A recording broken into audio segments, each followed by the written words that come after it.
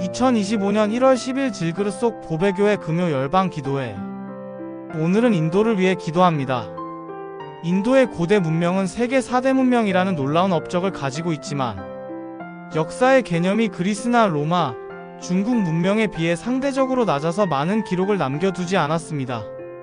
지금으로부터 약 9,000년 전에 인더스강 서안에 정착한 유입인들은 그곳에서 문명을 이룩하게 되었고 인더스 일대의 거대한 농경 사회를 이루게 됩니다.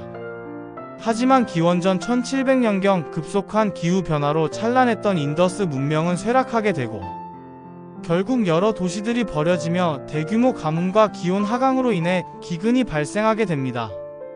결국 인더스 문명을 이룩한 사람들은 도시를 떠나 기후적으로 살기 좋은 동쪽과 남쪽으로 퍼져나갔고 인더스 문명은 무너지고 맙니다. 하지만 인더스 강 유역을 고집했던 정착민들은 수많은 왕국들을 세우며 다시금 인더스 문명을 이룩하려고 합니다. 기원전 6세기의 고타마 시타르타에 의해 창시된 불교는 당시 토속 신앙으로 있던 힌두교와 함께 인더스 지역의 왕조들의 중요한 종교로 자리 잡습니다. 기원전 322년에는 마우리아 왕조가 전쟁을 통하여 주변 모든 왕조들을 통일하여 드디어 인더스 지역의 통일 왕조를 이룩합니다. 이후 8세기를 넘어 북부 인도에 이슬람 세력들이 유입되면서 인도 역사는 새로운 장을 맞게 되는데 바로 이슬람 왕조인 가즈니 왕조와 고르 왕조가 등장하게 됩니다. 이후부터 기존의 힌두교 세력들과 이슬람 세력들의 잦은 전쟁과 위협 속에서 어려움을 겪지만 인도는 이슬람, 힌두, 페르시아 문화를 융합해 문화의 르네상스 시대를 지내게 됩니다. 하지만 서기 1600년경에 영국이 동인도 회사를 설립하며 인도를 식민지화하기 위하여 접근하기 시작합니다. 당시 통일왕국이었던 무굴 제국이 무너지고 혼란이 심해지자 동인도 회사의 인도 진출은 한층 가속화되며 결국 1848년 시크 왕국마저 영국에 무너짐으로써 인도는 완전히 영국의 식민지가 됩니다.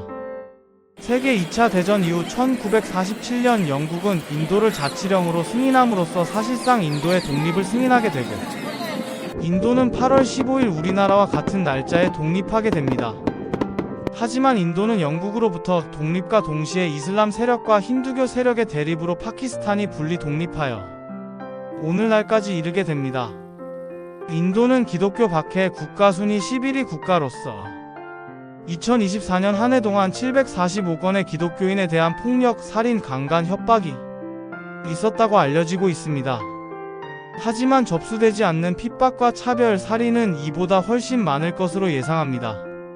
인도를 위해서 기도합시다. 첫째, 인도는 카스트 제도를 통해서 계급 사회입니다.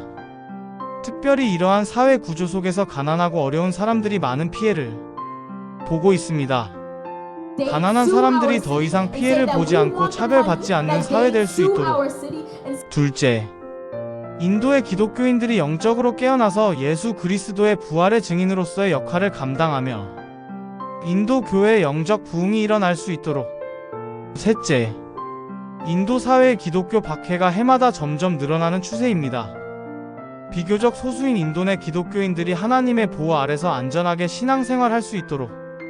넷째, 인도에서 선교하시는 선교사님들의 안전과 놀라운 복음의 열매들을 맺을 수 있도록.